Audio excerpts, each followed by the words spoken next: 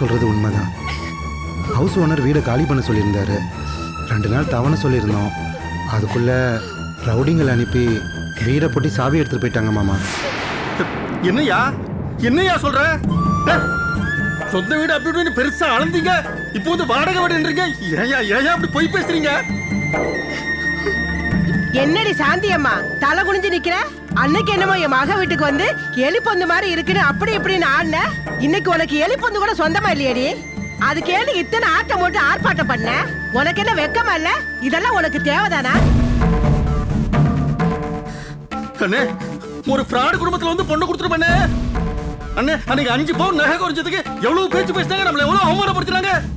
இப்போ ஏயா இது சொந்த வீடு இல்ல வாடகை வீடுன்னு இது வரைக்கும் கொஞ்சம் கூட மூச்சு விடாம இருந்திருக்கீங்க. அவங்க எப்படி பேசுறாங்க? எல்லாம் திட்டம் போட்டு தானே செய்யறாங்க. இந்த வீட்டுக்கு நான் முத வரும்போது அவங்க தனித்தனியா முன்னு பேசிட்டு இருந்தாங்க. அப்பயே இங்க இருந்து போகும்போது வேன்ல மகேஸ்வரி அந்த வீட்டுல குடுக்காதீங்க, இந்த வீட்டுக்காரங்க சரியில்லை, இந்த இடம் சரியில்லை நான் சொன்னா இல்லையா? நீங்க எல்லாரும் என்னை வந்தீங்க. இப்ப பாத்தீங்களா இந்த பிராடு குடும்பத்துக்கு என் வீட்டுக்காரர் வர என் கூட சண்டை போட்டு 5 நாயா கொடுத்தாரு. எவ்வளவு பேச்சு பேசுனீங்க? எங்களை என்ன அவமானம்லாம் படுத்துனீங்க? கல்யாண மண்டபத்துல நீங்க பேசின பேச்சுக்கு அளவே இல்ல. இப்ப எங்களை விருந்துக்கு வர சொல்லி உள்ள பூட்டிட்டு உட்கார்ந்திருக்கீங்க. உங்க எல்லாமே எல்லாத்தையும் விருந்து கூட்டு வந்து அவமானப்படுத்த மிச்சமா போச்சு. ஐயோ எனக்கு பசிக்க வர செய்யுது. இப்ப சாப்பாட்டுக்கு என்ன பண்றது? என்ன பண்றது? பக்கத்துல ஏதாவது மண்டபத்துல அன்னதானம் போடுவாங்க, அதை தின்னுட்டு போவோம்.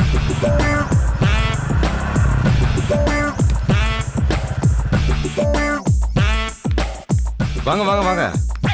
எல்லாம் வாங்க போயிருந்தேன், கொஞ்சம் லேட் ஆயிடுச்சு. என்ன எல்லாரும் வெளியில நிக்கிறீங்க? பாருங்க, உங்க பொண்ணு கொஞ்சம் கூட பொறுப்பு இல்லாம எல்லாரும் வெளியில நிப்பாட்டி வச்சிருக்கா. இந்த மாதிரி இருந்தா அக்கம் பக்கத்துல இருக்கவங்க எங்களை பத்தி என்ன நினைப்பாங்க? வேற என்ன பண்ண சொல்றிய? உள்ள போய் உட்கார சொல்றேன். Hello, first you go, we come next. I see how you go inside. என்னங்க உளறா? அவன் வளரல. முதல்ல நீங்க உள்ளார போய் காட்டுங்க. இதுல என்ன வீடு பூட்டி இருக்கு? சாந்தி, என்னாச்சு? ஏங்க, ஹவுஸ் ஓனர் ரவுடிங்கள அமிச்சு வீட்டை பூட்டிட்டாருங்க. நான் இல்லன்னு தெரிஞ்சு வீட்டை பூட்ட அளவுக்கு வந்துட்டானா? இப்ப கல்ல எடுத்து உடைக்கிறேன் பாரு. இல்லங்க மாமா, பேசாம இருங்க. வீடை பூட்டிட்டு தெருமுனையில அந்த ரவுடி போய் உட்கார்ந்து இருக்கான். வீடை திறந்தா குடும்பத்தோட வச்சு கொளுத்திடுவேன்னு பயமுறுத்திட்டு போயிருக்கான். நீங்க வேற பேசாம இருங்க. இப்ப என்னடா பண்றது? என்ன பண்றதா? ஏன் மனுஷங்களா நீங்க? கூச்சமே இல்லாம வாய்க்கு வாய் வாடகை வீட்டை போய் சொந்த வீடுன்னு சொல்லி எங்களை ஏமாத்தி இருக்கீங்க. இப்ப குடும்பத்தோட தெருவுல நிக்கிறேன். ஐயா, எங்களை விடு. ஒரு பாவம் அறியாது என் பொண்ணு ஜெயில் கைதி மாதிரி கண்களுக்கு போய் நிக்குது. பதறது மனசு. வாசந்தான்பா, நீங்க தப்பா எடுத்துக்காதீங்க. ஒரு நிமிஷம், ஒரே நிமிஷத்துல ஓடி போய் வீட்டுக்கார்ட்ட சாய் வாங்கிட்டு உங்க எல்லாரும் உள்ள கூட்டிட்டு போயிடுறேன். கொஞ்சம் பொறுத்துக்கோங்கப்பா. அப்புறம் அது வரைக்கும் இங்கேயே நிக்க வேண்டாம். திருப்புலானி பூரா தெரிஞ்சு போயிடும். இங்க கோயிலுக்கு எதிர்த்தாப்புல ஒரு மண்டபம் இருக்கு, நீங்க அங்க ரெஸ்ட் எடுத்துட்டு இருங்க. நான் உடனே வந்துடுறேன். கொஞ்சம் வாங்க போலாம்ப்பா. போங்க வாங்க வாங்க.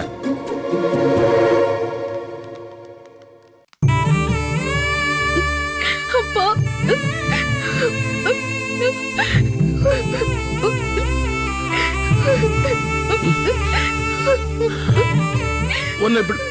உன்னை இப்படி பார்க்க முடியலமா, முடியல. நானும் மண்டபத்திலே போயிருக்கேன்.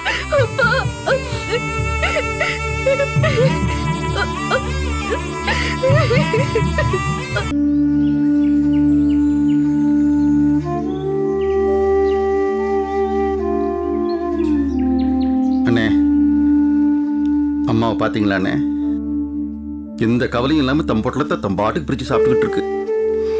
அது சரி, விருந்துக்கு வந்தா மட்டும் என்ன, இந்த விருந்து சாப்பாடையே சாப்பிட போகுது, இந்த பொட்டலத்தை அங்க பிரிச்சு வச்சு சாப்பிட போகுது.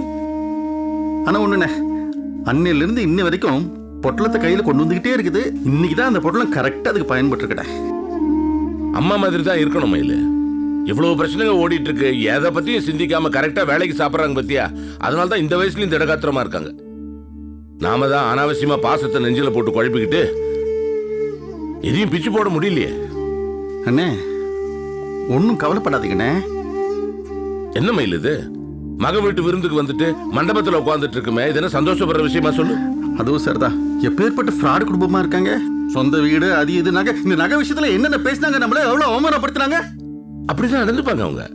ஏதோ அவங்க உணர்ச்சி வசப்படுறவங்க மாதிரியும் கோவக்காரங்க மாதிரியும் அப்படி நடந்துக்கிட்டாதான் அவங்க பண்ற தப்புக்கு நமக்கு தெரியாது. அதுக்காகத்தான் ஆரம்பிச்சுட்டாங்கப்பா. விருந்துக்குன்னு மனுஷனை கூட்டு வந்து பட்னி போட்டுட்டு வயிறு எரியுது, புகை காது வழியா வந்துட்டு இருக்கு. ஏமாமா, எல்லாரும் தான் சாப்பிடாம பட்னியா கிடக்குறாங்க. பொம்பளை சாப்பிடாம இருக்காங்க, பிள்ளைய பட்னியா இருக்கு. கொஞ்சம் பொறுமையா இருங்க. வயிற்று பசிக்குதுப்பா, அதுக்காக வாய் தரக்கூடாதுங்கிறியா? சூழ்நிலையை புரிஞ்சுக்கன்னு தான் சொல்றேன். என்ன சூழ்நிலை? பொல்லாத சூழ்நிலை. விருந்துக்குன்னு மனுஷனை கூட்டு வந்துட்டு பண்ணி போடுற கேவலம் வேற எதுவும் இல்ல. நல்லா பிடிச்சாங்க சம்பந்தம். என்னப்பா? ஒன்னும் இல்லடா. சரி, விடு. நில்றா. இந்த கோயில்ல பிரசாதம் தான் கேள்றா. இப்ப தப்பா போய் விசாரிச்சு வரேன். இந்த கோயில்ல பாயசம் தான் பிரசாதமா, அதுவும் தின்னு போச்சுட்டாங்க. டேய் அன்னதானமா ஏதாவது கேள்றா. அதுவும் விசாரிச்சுட்டு வந்துட்டேனே, எங்கேயுமே இல்லையா. ஐயா டேய் என்னடா முறுக்கு பார்த்ததில்ல? ஐயா குர்ரா. டேய் முறுக்கு சுடுறோம் குடும்பத்துல சம்பந்தம் பண்ணிட்டு வந்து எதிர் விருந்துன்னு கூட்டு வந்து பட்டினி போட்டானுங்க. நம்ம சொந்த காசை கொடுத்து முறுக்கு வாங்கி திங்கிற நிலைமையில இருக்கோம்டா. அவங்களுக்கு நம்ம ரியல் வேல்யூ தெரியலப்பா. நீ கொஞ்ச நேரம் பொறுமையா இரு, இந்த வரேன்.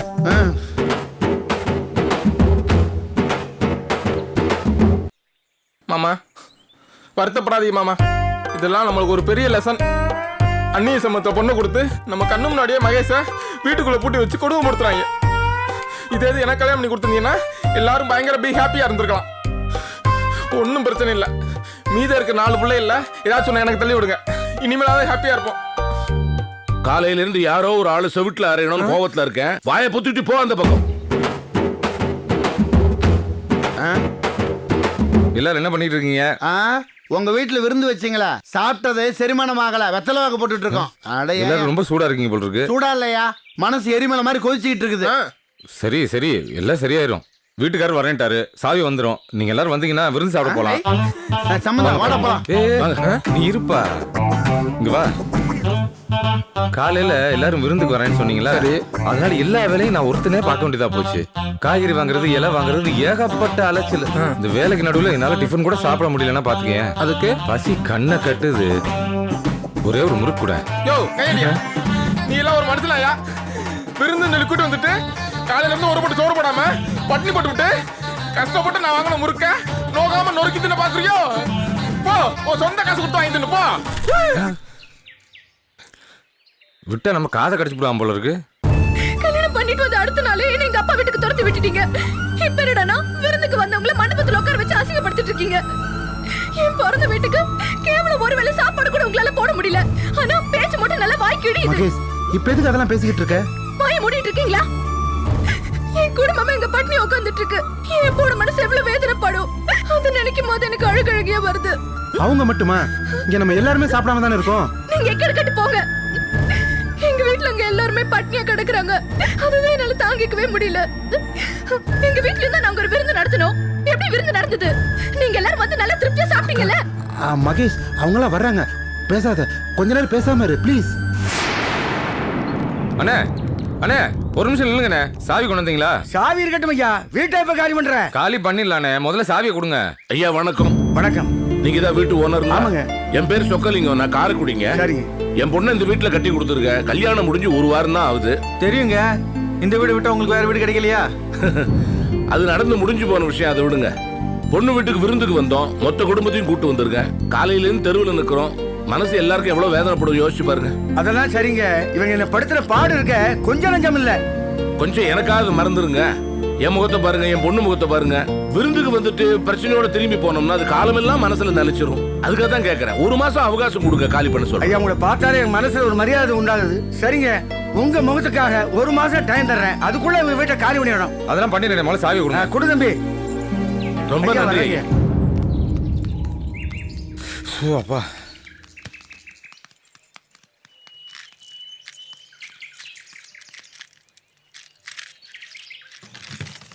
வாங்க எல்லாரும். நம்மளும் ஒரு விருந்து வச்சோம். நம்ம வீட்டுல வச்சு எப்படி ஜாம் ஜாம் நடத்தணும். இங்க என்னடானா எக்க கடை இருக்கு. இதெல்லாம் என்ன குடும்பம்? என்னம்மா நான் பேசாம இருக்கேன்னு பாக்குறியா? விட்டா ஓவரா பேசிட்டே போற. இப்ப எங்க குடும்பத்துக்கு என்ன வந்துச்சான்? அத ஏன் வாயால சொல்லணுமா? அதே ஊரே பார்த்து சிரிச்சிருச்சுல்ல. எங்க வீட்டு விருந்த எப்படி நான் ருசியா தின்னீங்க, அதே மாதிரி உங்க வீட்டு விருந்த நடத்தி காட்டணும்ல. இல்ல இல்ல. ஆமா ஆமா, நாங்களும் தானே பார்த்தோம் உங்க வீட்டுல நடந்த மறு வீட்டு விருந்து லட்சணத்தை. எவனோ 2 பேர் வந்தானுங்க, கோபி அடிச்சு போட்டு போனானுங்க. அதெல்லாம் குடும்பத்தோட நின்று வேடிக்கை பார்த்துட்டு தானே இருந்தோம். அது எப்படிங்க? அது உங்க கேவலத்தை மட்டும் மறைச்சு நின்று பேசிட்டு இருக்கீங்க. உங்கள மாதிரியே நாங்க பிராடு குடும்பம் இல்ல. வாடகை விட சொந்த விடன்னு போய் சொல்றீங்க. இனி என்னென்ன போய் சொல்ல போறீங்களா? இத பாருமா, நாங்களும் கௌரவமான குடும்பத்தை சேர்ந்தவங்க தான். ஏதோ எங்க போராத நேரம் எங்க நேரம் இல்ல. தோ இந்த பொண்ணு வந்த நேரம். என்னம்மா என்ன பேசுறீங்க? பண்ற தப்பெல்லாம் பண்ணிட்டு பழைய இன்னொருத்தர் தலை மேல போடுவீங்களா? அது எப்படிங்க? உள்ளதை தானே சொல்ல முடியும். என்னைக்கு இவ இந்த வீட்ல காலடி எடுத்து வச்சாலோ அன்னையில இருந்து இன்ன வரைக்கும் நாங்க நாய் படாத பாடல பட்டுட்டு இருக்கோம். போலீஸ் ஸ்டேஷன், பஞ்சாயத்து, அது இதுன்னு 1008 பிரச்சனை. இந்த மாதிரி ஒரு துரதிர்ஷ்டம் முடிச்ச பொண்ணை நாங்க இது வரைக்கும் பார்த்ததே இல்ல. இங்க பாருங்க, நீங்க ரொம்ப பேசுறீங்க. நீங்க பேசுறது சரியில்லைங்க. என்னங்க சரியில்லை? இருக்கிறது தானே பேசிட்டு இருக்கேன். நாங்க படுற கஷ்டம் எங்களுக்கு தான் தெரியும். இப்ப கூட பாருங்க, ஹவுஸ் ஓனர் எங்களை எல்லாம் வீட்டுக்குள்ள தள்ளி வீட்டை பூட்டிட்டு சாவி எடுத்துட்டு போயிட்டான். இதெல்லாம் காரணம் இந்த பீடை தான். பேசாதீங்கம்மா, மேற்கொண்டு ஒரு வார்த்தை பேசாதீங்க.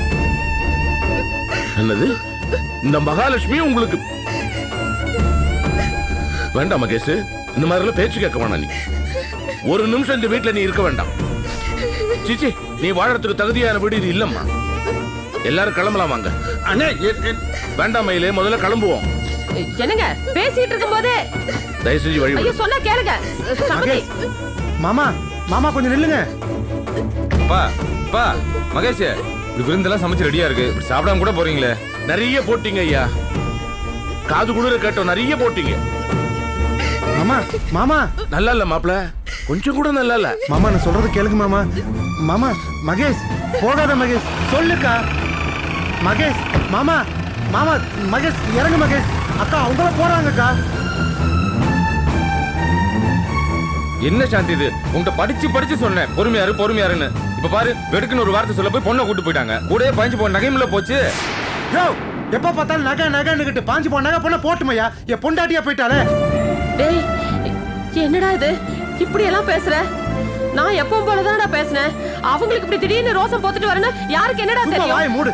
போச்சு, மானம் மரியாதை கௌரவம் எல்லாமே போச்சுக்கா. இனிமே மகேஷ் எப்படி நம்ம வீட்டுக்கு வருவா? போக்கா, நான் எவ்வளவோ சொன்னேன், போக்கா. டேய் டேய், பாத்தீங்களாங்க எப்படி பேசிட்டு போறான்னு? சரி, இவனுக்கு கல்யாணம் நடக்கணும்னு தானே நம்ம இவ்வளவு ஃப்ராடும் பண்ணோம். இவர் என்னமோ தனியா யோக்கிய சிகாமணி மாதிரி பேசிட்டு போறாரு ஐயா.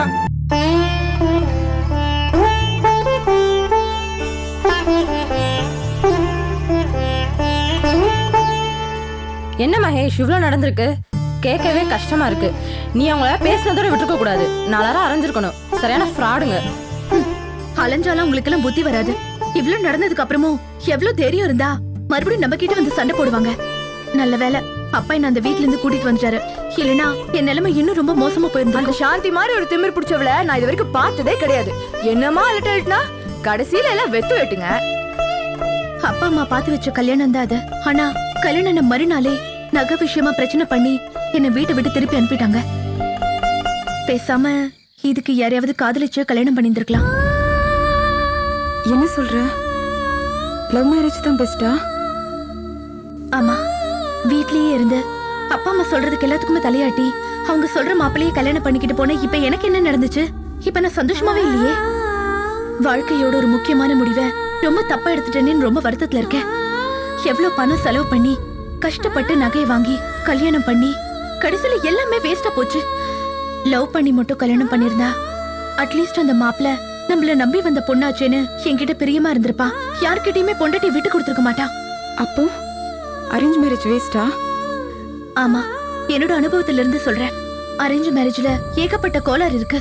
குறிப்பா வாழ போற நமக்கு அதுல எந்த விதமான சாய்ஸும் கிடையாது. இந்த பாருக்கா, கல்யாணமான ஒரு வாரத்திலேயே வாழ்க்கையே வெறுத்த மாதிரி பேசாத.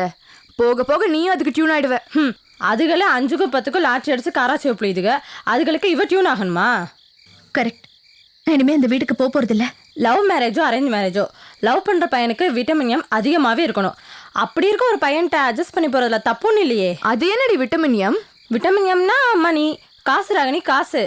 அது இல்லாத மேரேஜ் யூஸ்லெஸ் தான். நம்ம மகேஷவே எடுத்துக்கோ, அவளோட பிரச்சனை என்ன? பணம் தானே. காசு இல்லாதனால தானே நகை அடகு வைக்கிறாங்க. காசு இல்லாம தான் வாடகை வீட்டில் கூடியிருக்காங்க. ஸோ லைஃப்ல பணம் தான் ராகினி முக்கியம். காசு இருக்கிறவன் கடுவம் போன மாதிரி இருந்தா என்ன பண்ணுவ? என்னை பொறுத்த வரைக்கும் என்னை கட்டிக்க போற மாப்பிள்ள நல்ல குணமுள்ளவனா, என் மேல நல்ல அன்பு வச்சிருக்கிறவனா, பொறுப்புள்ளவனா இருந்தா போதும். அப்ப நம்ம கோபி என்ன கேரக்டர் மாதிரின்னு சொல்லு. நோனோ, கோபின்னு எப்ப பார்த்தாலும் அம்மா அப்பா தங்கச்சின்னு உருகிக்கிட்டே இருக்கும். என்னை கட்டிக்க போறவன் என் மேலதான் அதிக பிரியமா இருக்கணும். அதுக்கப்புறம் தான் அவங்க அம்மா அவர் தங்கச்சி எல்லாமே.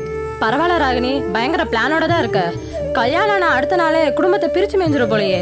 என் ஐடியா என்னன்னா, ஏய் வாய் மூடுறி. இந்த விஷயத்துல ஐடியா சொல்ற அளவுக்கு நீ இன்னும் வளரல. சூப்பர் ஐடியா மிஸ் பண்றீங்க. காமு, நீ எதுவுமே சொல்லலையே. இந்த விஷயத்துல என்ன சொல்றதுன்னு எனக்கு தெரியல. ரொம்ப குழப்பத்துல இருக்கேன். ஏன் எல்லாம் குழம்புறீங்க? என் மேரேஜ் தான் best. Love cum arrange marriage. அது அரேஞ்ச் மேரேஜ் இல்ல, அரேகன் மேரேஜ். உலகத்திலேயே ஒரு ஆம்பளைய மிரட்டி கல்யாணம் பண்ற ஒரே பொண்ணு நீதான்.